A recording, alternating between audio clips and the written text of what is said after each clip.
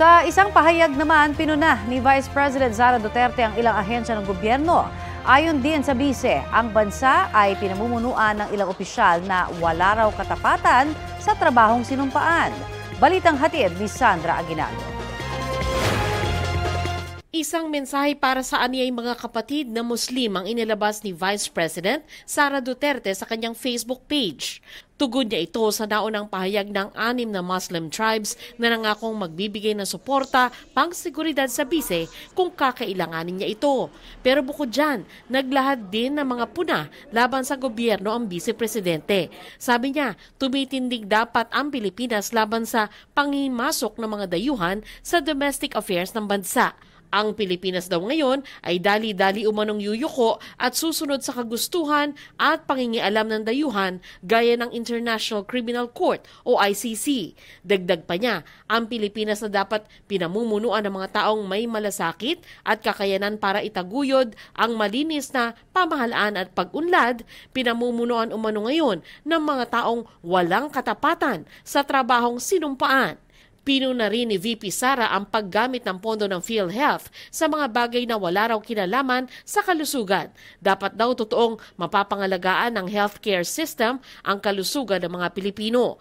Matatanda ang naging kontrobersyal ang pagsasauli ng PhilHealth ng halos 90 billion pesos sa national government para pondohan ang unprogrammed appropriations sa ilalim ng 2024 national budget. Handa naman daw na magpaliwanag ang PhilHealth kay VP Sara kung kinakailangan.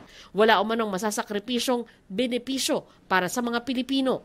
Siguro po mas maganda nga na makausap din namin siya at para po mas maipaliwanag din ang programa ng PhilHealth at kung ano po ang mga plano. Huwag pong mag-alala ang ating mga kababayan sapagkat patuloy pa rin po naman ang pagpapataas at pagpapalakas ng ating mga benepisyo. Pinuna rin ng Vice-Presidente ang mga mambabatas ng Kamara na imbes daw na magpasa ng makabagong batas ay nagpupumilit na sumausaw sa isyu ng iba.